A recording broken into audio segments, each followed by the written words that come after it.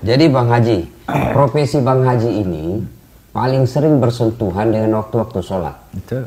Misal konser atau syuting ngambil gambar. Zaman dulu tahun 70, 80, 90-an. Gimana mensiasati atau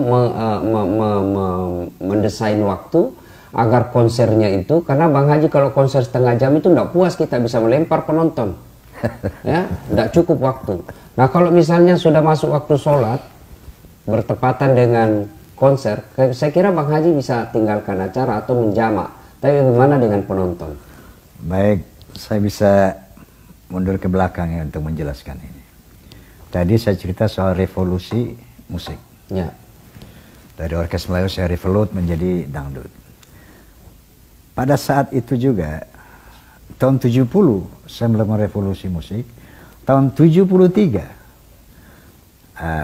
jelasnya 13 Oktober tahun 1973, saya melakukan revolusi iman.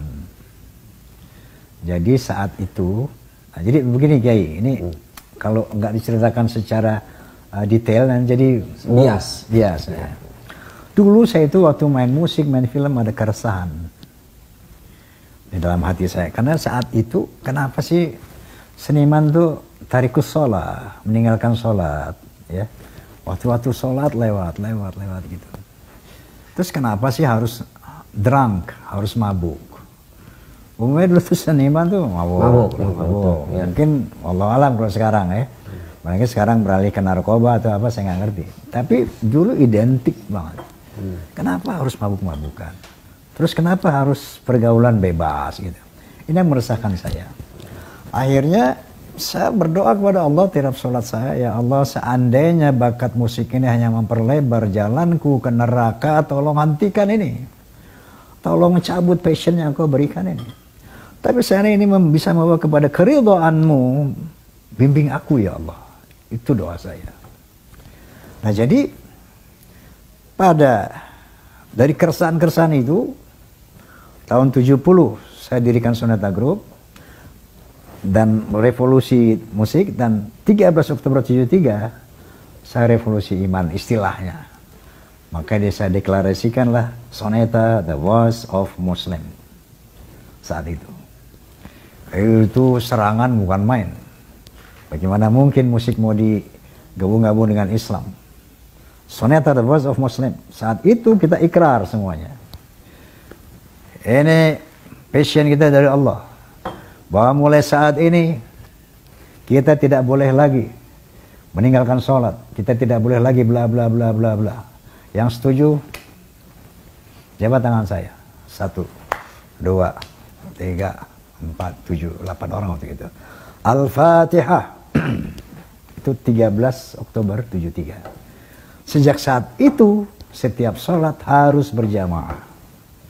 Mau sholat subuh, zuhur, asar, maghrib, touring, di qasar, di jamaah seperti berjamaah. Nah, wajib berjamaah. Tidak berjamaah sekian kali, out. Ketahuan drunk, out.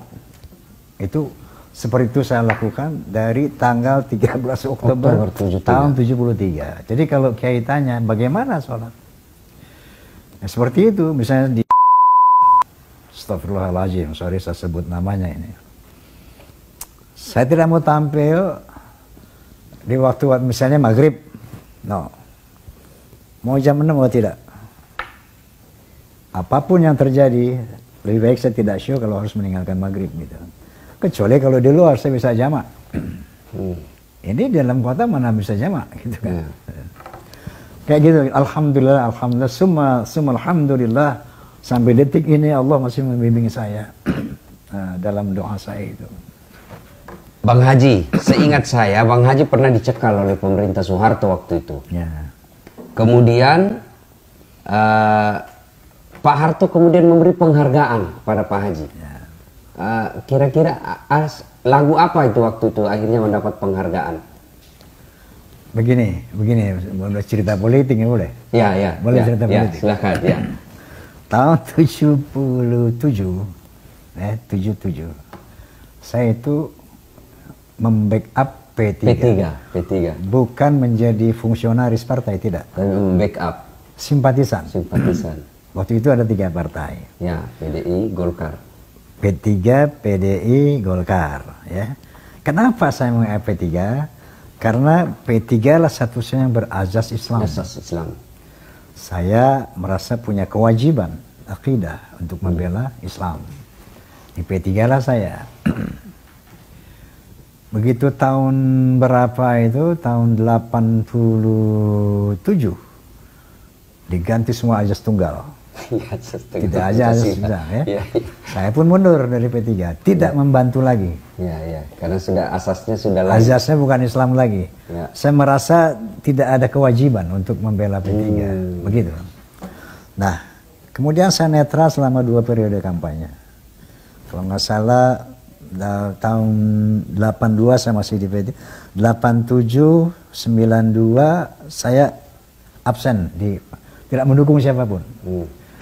Tapi setelah itu 92, 97, nah saya dukung Golkar, Pak Harto, atas permintaan saya sendiri. Kenapa? Saat itu Pak Harto di akhir pemerintahannya melakukan Islamisasi besar-besaran. Beliau mendirikan Yayasan Islam Pancasila, membangun 999 masjid. Ya. Kemudian hari-hari besar Islam dibesarkan, semua, wah luar biasa, melakukan sampai ada istilah Pak Harto ijo royo-royo. Gitu. Ya. Saya punya keterpanggilan. Jadi buat saya partai ini just instrumen saja, bukan tujuan. Tujuan saya li'alai kalimatillah li'ajil Islam wal muslimin itu. Nah, jadi yang Anda bilang Pak Harto menghargai saya, memberi penghargaan, sebetulnya begini. Nah, jadi waktu 97 itu saya mendukung Pak Harto tanpa diminta. Dari tahun 77 82 diminta pun saya nggak mau. Dikasih apapun saya nggak mau. Tapi di akhir pemerintahan beliau, saya mau bantu Bapak. Seperti itu. Karena sama motifnya. Li'alai kalimatillah, li'ajil Islam wal muslimin. Nah, Pak Harto, almarhum Allah yarham, pernah minta saya dialuh 4 mata. Nah, inilah yang nggak bisa saya kemukakan di sini. Mungkin itu penghargaan apa? Yang pasti Bang Haji ini Raja Dangdut is rakyat. Saya mau tahu rakyat bagaimana dari Pak Haji. Kira-kira begitu waktu itu. Dan Bang Haji juga satu, ya katakanlah muballil. Saya mau tentang kondisi saya dari Bang Haji seperti itu. Kira-kira seperti itu. Ya, seingat saya juga Bang Haji dapat penghargaan dari pemerintah karena ada lagu 135 juta penduduk Indonesia. Kalau penghargaan resmi dari presiden, apa itu bintang apa? Lens apa? Kencana. Bintang kencana kebudayaan itu dari Pak SBY. Oh, SBY. SBY. Yang lagu 135 juta kan zaman Pak Harto. Ya. Pak Harto. Itu luar biasa redaksinya. Ada Jawa, apalagi kalau sudah di panggung, wah saya terpesona betul itu dengan improvisasi itu luar biasa. Masya Allah. Ya, Masya alhamdulillah. Allah. Masya Allah. Jadi berikutnya Bang Haji, sepanjang perjalanan Republik Indonesia, ya Bang Haji ini sudah melewati manis pahitnya bangsa Indonesia. Persoalan terbesar sebenarnya bangsa kita ini apa nih Pak Haji? Saya rasa apa ya? Bahkan saya mengalami dari presiden pertama loh Pak Soekarno. Oh sempat ya? Ya, saya kan lahir 46. Artinya ketika Presiden Bung Karno itu pidato, saya masih kecil, saya suka dengar radio gitu. Makanya saya terlahir karena ayah saya juga seorang tentara ya. Jadi nasionalisme, patriotisme saya mungkin muncul dari ayah saya, dan saya sering mendengarkan pidato-pidato Bung Karno yang memang luar biasa. Beliau memang seorang orator. Nah, muncul kepedulian saya kepada bangsa itu sejak kecil. bersamaan dengan keagamaan itu sejak kecil. Maka saya sering bilang seni,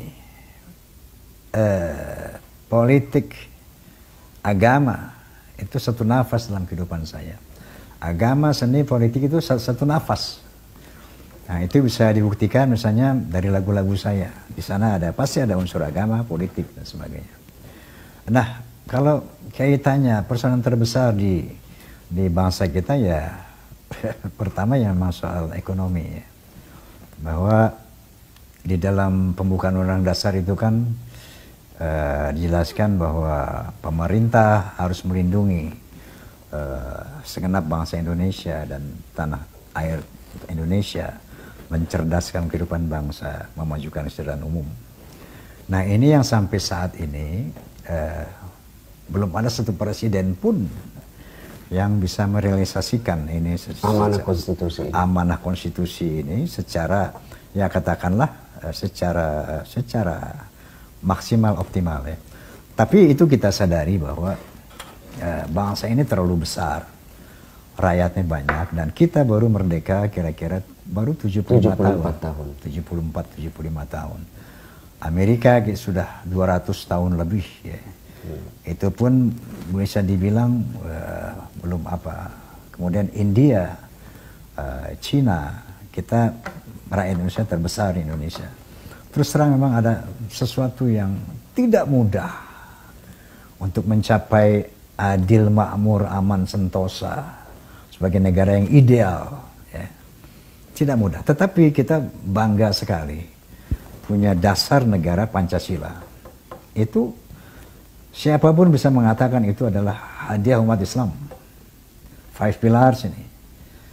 Ketuhanan yang Maha Esa, kemanusiaan yang adil dan beradab, persatuan Indonesia, kerakyatan dipimpin oleh hikmah dan perwakilan, keadilan sosial bagi seluruh rakyat Indonesia. Ini kalau ini diimplementasikan, diamalkan, core-nya ketuhanan yang Maha Esa, seluruh umat beragama laksanakan ini. Kalau dulu Piagam Jakarta kan sila pertama ketuhanan dengan menjalankan syariat Islam. Ya. Oke, diganti ketuhanan Maha Esa.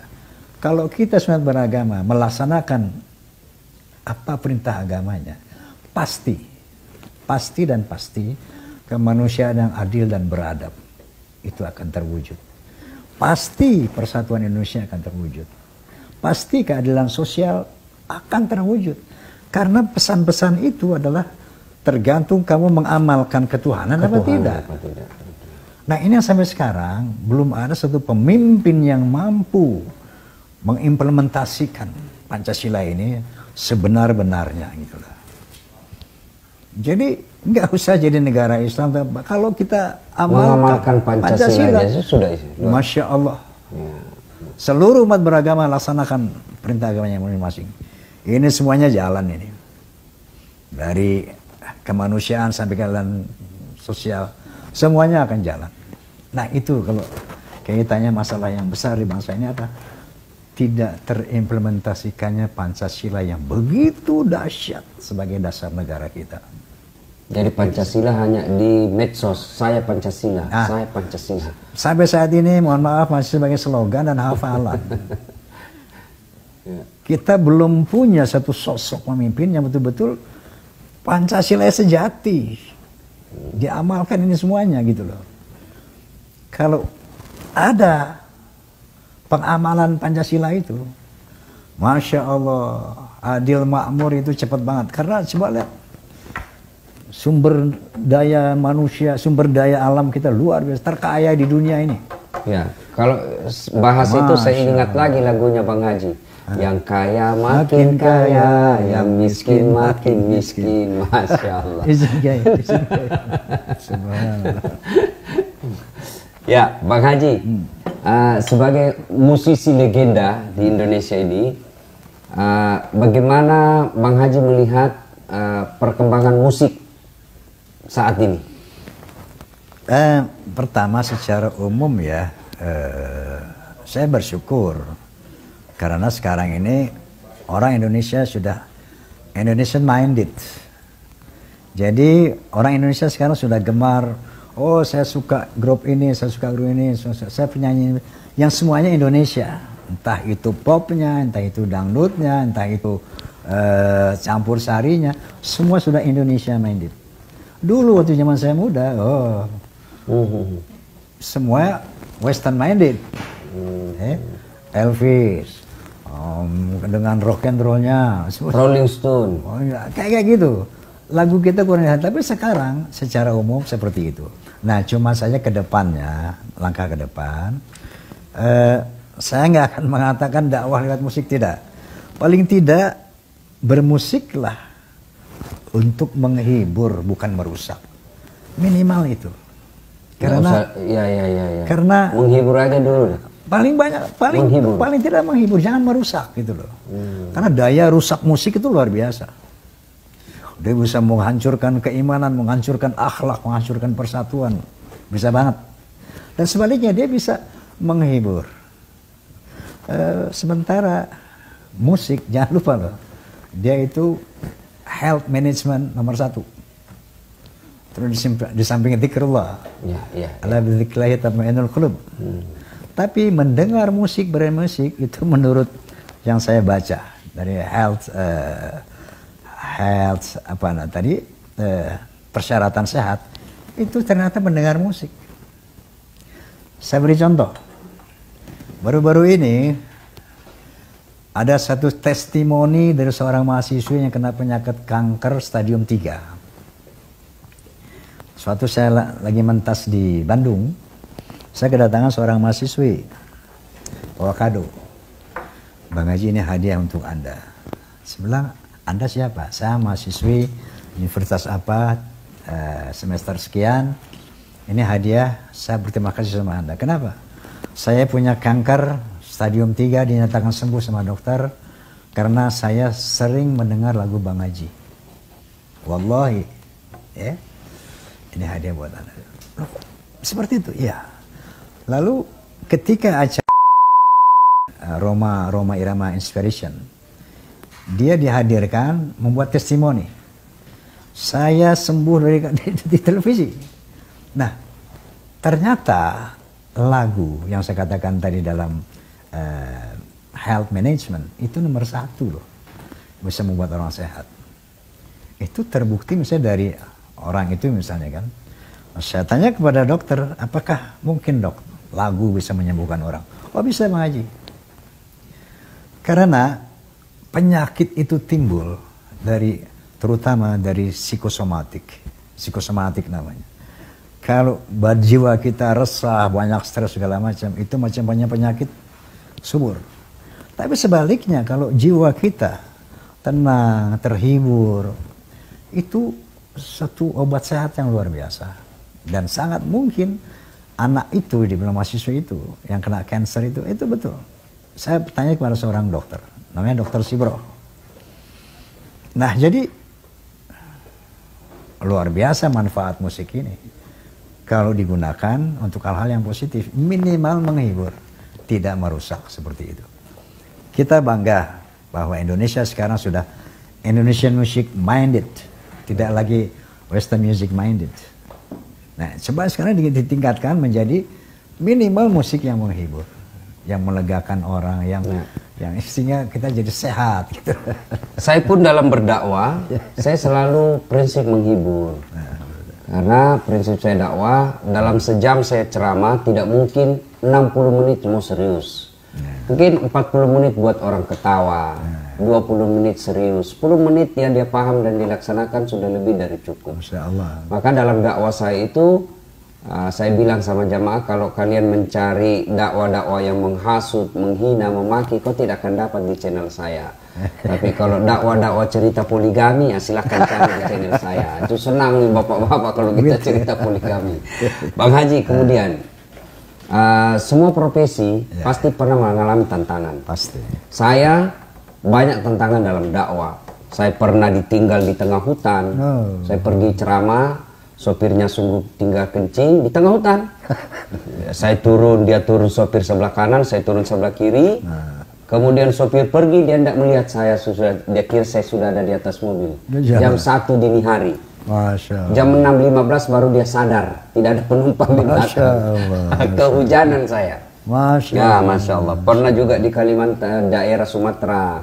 Ya, berapa jam ke lokasi acara?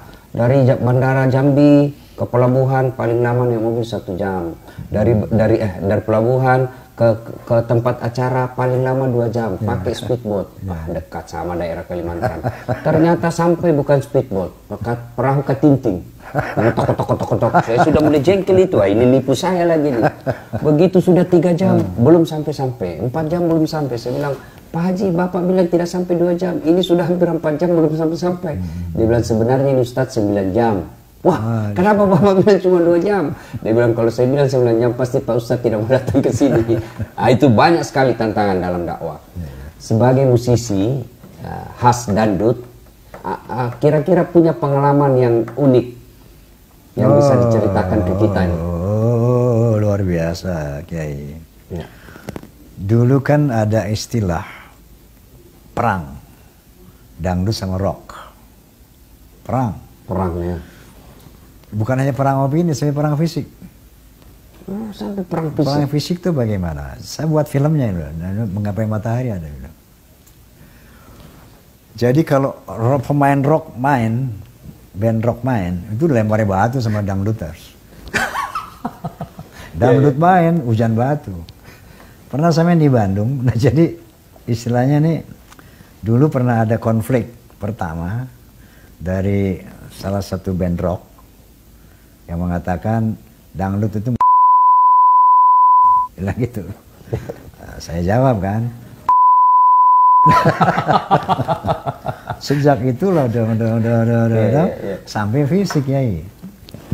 Jadi saya mengalami banyak hal yang paling tragis. Saya pentas di Bandung di sarangnya rock ini rock ini ya. Saya nggak sebut namanya Deron. Itu hujan batu orang puluhan ribu. Itu saya ingat betul. Itu pentas ada kolam di depannya, ada besi. Itu besi itu kayak mie. Saking banyaknya orang. Itu waktu hujan batu itu nggak ada orang berani naik, polisi nggak berani naik. Akhirnya saya pasang badan. Bismillahirrahmanirrahim. Allahu Akbar. Saya gitu kan. La ilaha illallah. La ilaha. Berhenti sendiri. Itu udah penuh batu. Itu nggak parah gitu.